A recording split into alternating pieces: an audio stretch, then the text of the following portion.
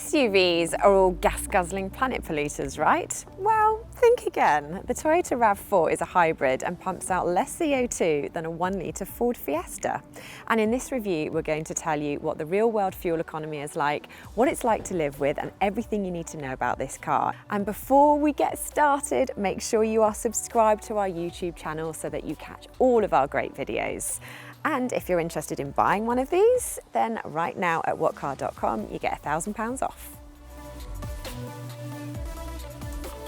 So the RAV4 sits above the CHR and below the rough and ready Land Cruiser in Toyota's lineup. And being a hybrid, it stands out. And what that means, it's got a petrol-powered motor as well as an electric motor to power it along and cut fuel consumption in the process.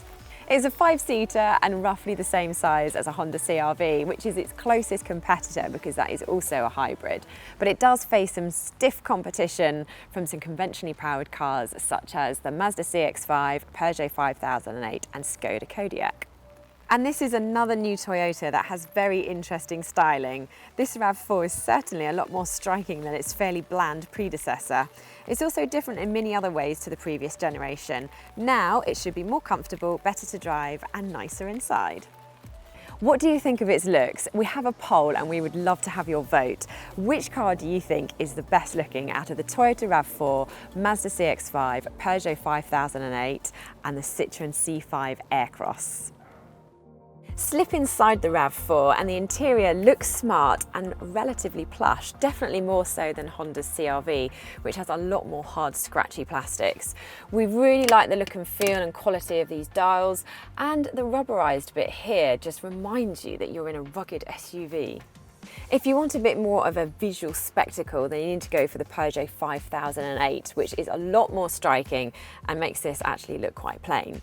And if you want something a bit more classy, then the Skoda Kodiaq and Mazda CX-5 both deliver in that respect. But overall, this is well put together and does look pretty good. All drivers should be able to get comfortable because there's plenty of adjustment in the seat and steering wheel. You also sit very high up so you get a great commanding view of the road, and you can see well because this pillar is quite thin, and we have a very large armrest here which is great for those long motorway hauls, and you get parking sensors and a reversing camera as standard. However, there is one clear weakness in this interior, and it's the infotainment system. The first problem is the hardware because the 8-inch touchscreen is quite low in definition with small buttons that take some strong prodding to select. The operating system isn't especially user-friendly and takes a while to get your head round. All of this is far worse than rival systems such as the one you get in the Kodiaq. The worst thing about this system though is that there's no smartphone mirroring such as Apple CarPlay or Android Auto. So you can't use your screen on your phone up here, which means you really are stuck with it. Now in terms of space, it's not quite as spacious as the Honda CR-V, but there is still quite a lot of room up the front here. So very, very tall people will be absolutely fine. And we've got 2 cup holders here, and we've got a very large cubby and a useful tray there, and somewhere for your mobile phone. But remember, you can't look at it, you can't hold it, and you also can't look at it on there. So actually, I think I might put it in the glove box. That is a reasonable size, and there's enough room for my fairly large bottle to fit in the door bin, although they could be a little bigger.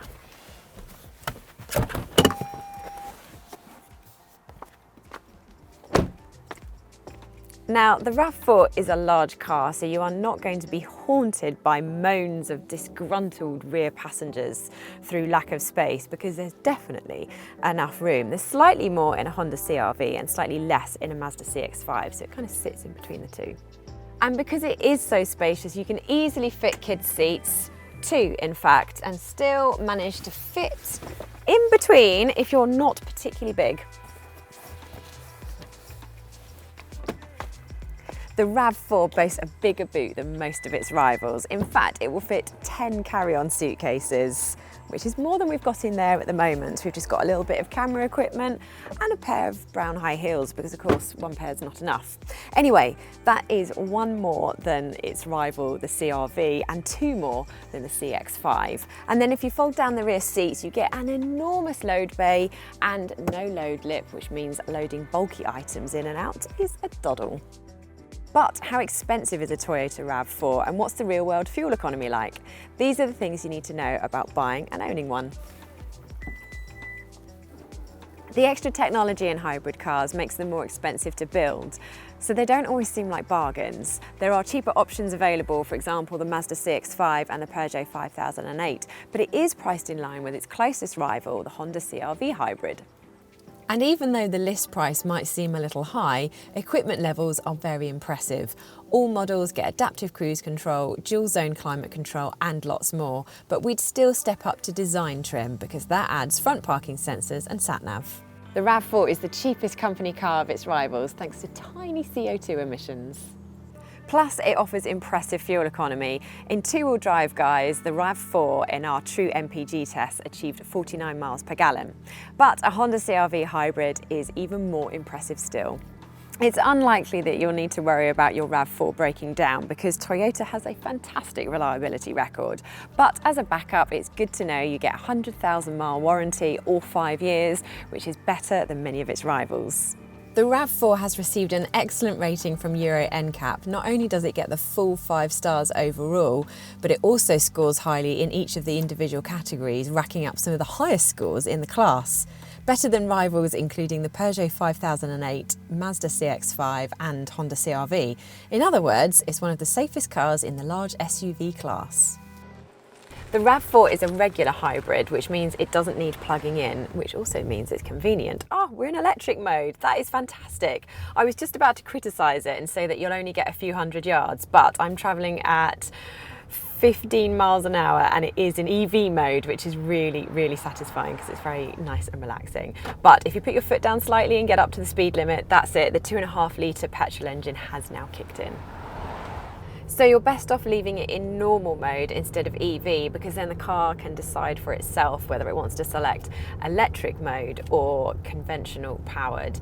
Acceleration isn't too shabby. You get that almost instant power that you get from an electric vehicle, which means joining a roundabout or overtaking is a breeze. The two-wheel drive model does 0 to 60 in 8.4 seconds and the four-wheel drive, thanks to that extra little bit of traction, does it fractionally quicker in 8.1 seconds. Ride comfort may not be the Toyota RAV4's strongest suit. It does thud over potholes slightly, which is not what you quite expect from a family car. A Honda CR-V feels a lot more settled around town, and a Peugeot 5008 is more comfortable still. The RAV4 disappoints with its handling too. It never feels particularly willing to change direction quickly, thanks to its large weight and rolling into the corners. Admittedly, hybrids rarely handle as tidily as pure petrol and diesel cars because of the extra weight of their batteries and electric motors, but the CR-V hybrid feels more stable through tight twists and turns and has more naturally weighted steering too. Now, in normal driving, because of its hybrid setup, it feels relatively hush compared with its petrol and diesel rivals. But put your foot down and the petrol engine kicks in and it just sounds like you're stuck in first gear, and it's because of that CVT gearbox, and it only eases off when you ease the revs off. It's not a particularly relaxing experience. So the Toyota RAV4 is fairly ordinary to drive, but its strong points lie elsewhere. Its real selling points are costs. Sure, it's more expensive to buy than a lot of other large SUVs, but you should make that up further down the line when it comes to its resale values. And if you're a company car driver, it will be one of the cheapest large SUVs to run because of the cheap company car tax. And remember, if you're thinking about buying one, there's £1,000 off right now if you go to whatcar.com. And also you will find our full online written review of this car and its rivals. And before you go anywhere, remember, hit subscribe and never miss another video.